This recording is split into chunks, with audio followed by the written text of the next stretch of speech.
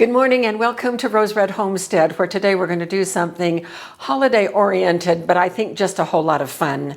And this is just a little bit of a departure from the things that we usually do, but it also has to do with bread making, and so I think that we can go ahead and fit it in.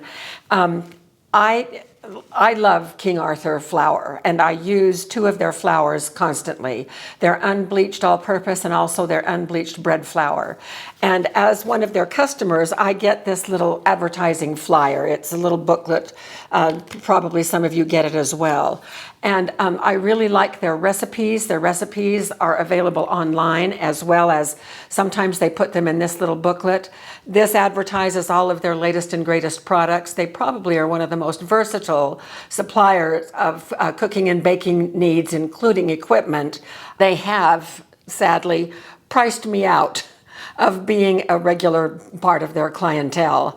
Their things are expensive, and I'm sure that they're well worth it. They have a variety of different types of flour and dozens of types of cinnamon, well, maybe not dozens, but a number of types of cinnamon, a number of types of flour. And frankly, my palate is not that discriminating enough to probably tell between the cinnamons to the point that I would want to pay what they are asking for specialty type things. But if you want specialty ingredients and are willing to pay for them, this is really a great source. What we are going to do is on the cover right here. This is a star-shaped bread in little rolls, and this in the center is a wheel of Brie cheese that has been melted. And so the idea is that you pull off one of the little bread pieces and dip it in the melty Brie and then eat it. So it would be like an appetizer and would be a perfect thing for a charcuterie board during the holidays. And so I thought it just looked wonderful. They also have explained how you can interrupt it and partway finished and leave it for several hours and then come back to it and finish it off when your guests are arriving. So we're going to go ahead and just plow through making the whole thing today. But I want to just tell you something that I discovered. The recipe in here and the recipe online are not quite the same. Both Jim and I found this recipe a little bit confusing in terms of what it was asking you to do with the cheese, but it was cleared up when we went online and got the online version. Also, this one, the recipe in here calls for some of their Italian-style flour. That Italian-style flour is $13 for 3 pounds, and that's something that I'm not willing to pay for, especially if they're shipping on top of that. I've never bought flour through them. I buy their flour at our local grocery store. Thankfully, they have it. So the recipe that I'm going to give you the link to, which is underneath the description of this video, is really the one that you should follow because the explanations are a little bit more intact. Also, this recipe eliminates the Italian flour and has you add a little bit more of the bread flour, thankfully, because that's what I was going to do anyway. But I was very delighted to see that they had made a little bit of a different rendition of this recipe that took out that very expensive ingredient. So we're going to move ahead. And this is 8 ounces of Brie in a wheel. And one of the things that it tells you to do is to either take the container of the Brie, you'll need to wrap it completely in foil, and then set it in the center while you bake, without the cheese in it, while you bake the star. But this is just so flimsy. It's paper, it's a little strip of tiny, thin strip of wood. And so one of the things that it suggests is that if your cheese doesn't come in a sturdy enough container, you can find a little bowl that will do the very same thing. And the Brie fits perfectly in this little bowl. Now this is a salsa bowl, but the salsa part will be covered by the bread. And so it will just be this harvest gold. And this will be in place, empty, sprayed so the bread doesn't stick to it while the bread bakes. And then afterward, we'll put the Brie in here and put it back in the oven and get it all melty. So that's kind of where we're headed. All right, so we're going to start with the flour, which is 315 grams or 2.5 cups of bread flour. And, you know, do you have to use King Arthur? No, you don't have to, but you should use bread flour.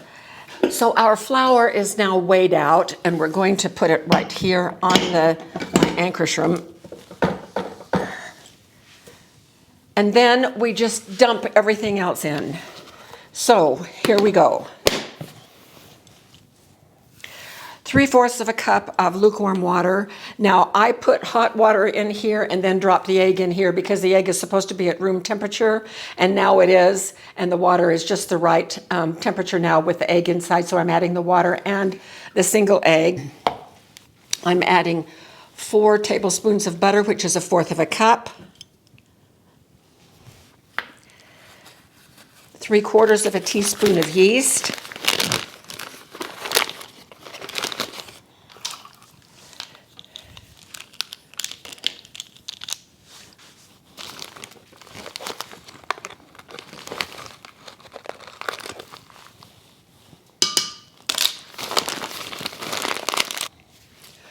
One and 1/4 teaspoons of salt.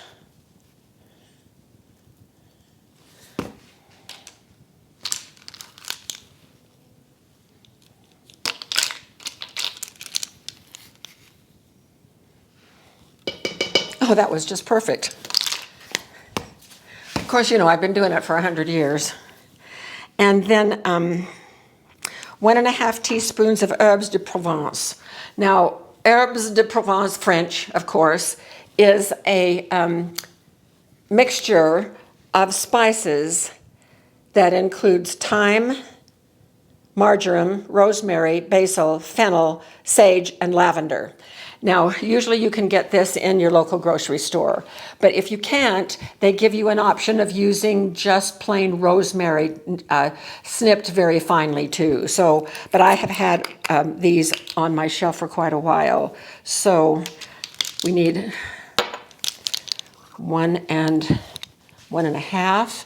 Oh, it smells so good. So this is going to be an herb bread.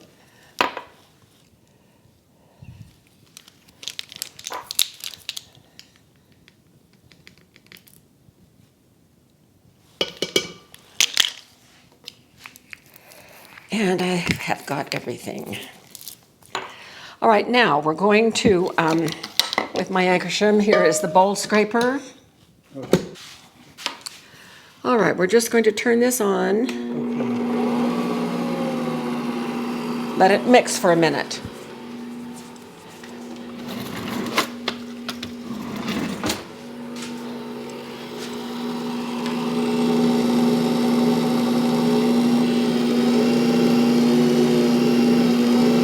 All right, it's pretty well mixed, so we're now going to turn it up.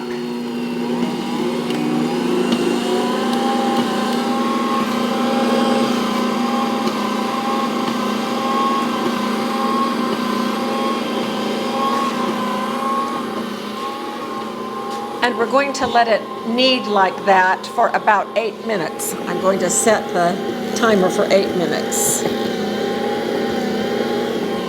And we will be back when it is all kneaded. All right, so this is done.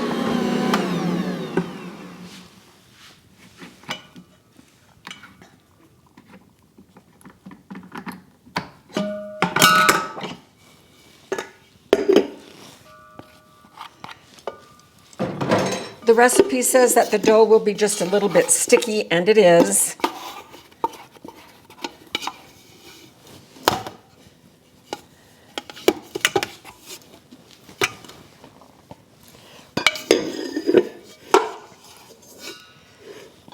It smells divine. All right, so now we are going to leave this out here on the counter for just about an hour, about 50 minutes, and then we are going to refrigerate it for 4 hours. And at that point in time, we will come back and continue with what we do from there. Meanwhile, our wheel of Brie is out on the countertop coming to room temperature, which is what it needs to be when we're ready to work with it. So we will see you in just a little bit. Here comes the fun part, putting the whole thing together. Here's the dough that has been refrigerated for 4 hours. Oh, it just smells wonderful. I'm going to take it out. Of course, it's very cold. It says to put it on a lightly floured board, but my countertop barely needs flour when I'm doing bread like this. So let's see how much we've got here.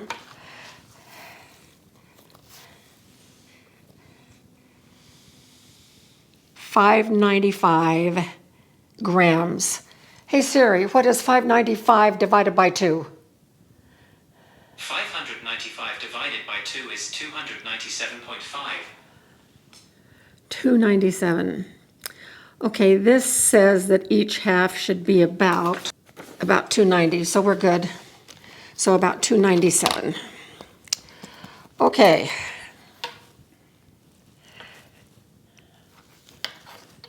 So this is going to be fine. Now, what we need to do is to roll each one into a long roll, a strip, a little snake. And it needs to be about 1 inch in diameter and about 15 inches long. All right, now when we get it about 15 inches,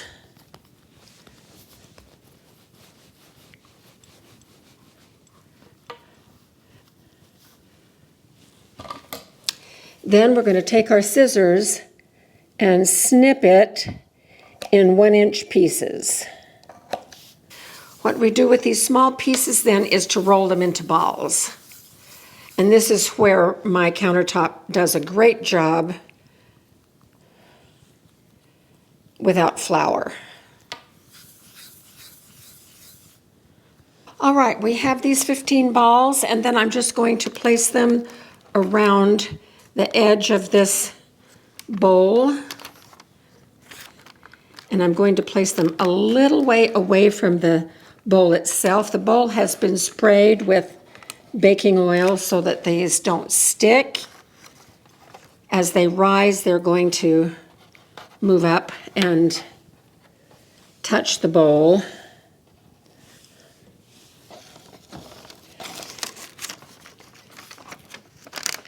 So you can see how they are barely touching. Okay, now we're going to do the same thing to this last piece of dough, and we will come back when I get all 15 balls shaped, and I'll show you how we do the star part. So I have our little balls in groups of 3, and we're going to take a look at this. Now remember, there's 15 around here, so we're going to think in threes. So if we have these 3 right here, then we're going to take one ball and put it down in between the first 2, and then another ball in between right next to it, and then one on the top. So then that took care of these 3. So now we're going to jump here and do these 3. So one down in between, and then one at the top.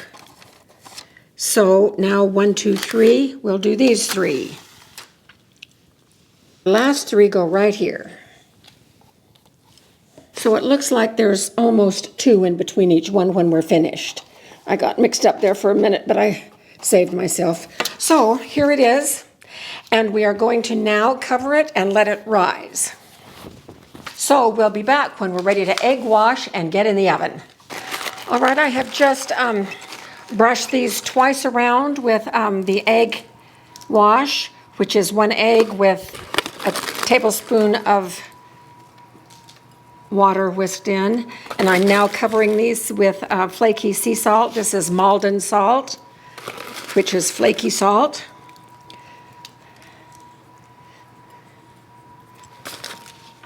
And then when it comes out, we will be brushing it with an herbed butter. So going in. All right, this is out of the oven, and Jim and I have read and reread the instructions. And here's what we think, based on what the instructions say, that whatever we put in the center, whether it was the original container for the Brie that was wrapped in foil, or a bowl to just hold the place, it needed to be removed, and then the Brie put in the place where it was. So this is going to be, the Brie is going to be a little bit small for this hole, but we'll see what happens. Now I've cut the rind off the top, but the rind is still in place around the edge and on the bottom. So we need to wait now for the oven to cool down for about 10 minutes because it goes in at 300 degrees and that'll take a minute for it to come down from 425. So here's our Brie. Well, it's gonna look fine.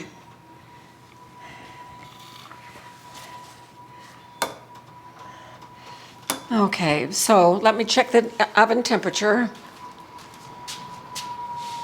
Oh. So it appears that it is ready. So this goes in for another 10 minutes or so. And it is at this point that you can also interrupt the process and hold it for 5 or 6 hours.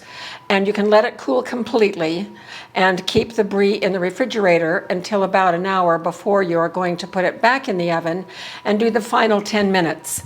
And so that would give you some planning leeway if you are going to have it for a party or whatever.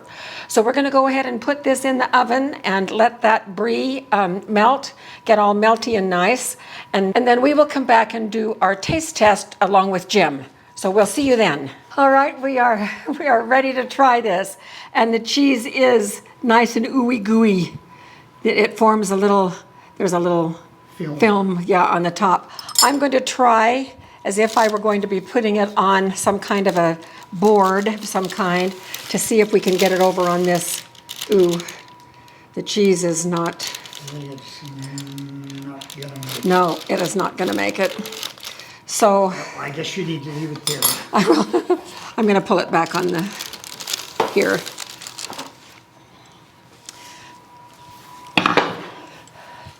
So we'd have to work on that, and maybe it is good to have something more supportive of the cheese in the middle. But in any case, I think we're ready to try this, Jim. I guess we just pull one off. Yeah, that's the impression that I got too. And we then just, now, the original recipe has you put jam on the top, either fig jam or cranberry jam. I'm not going to do that.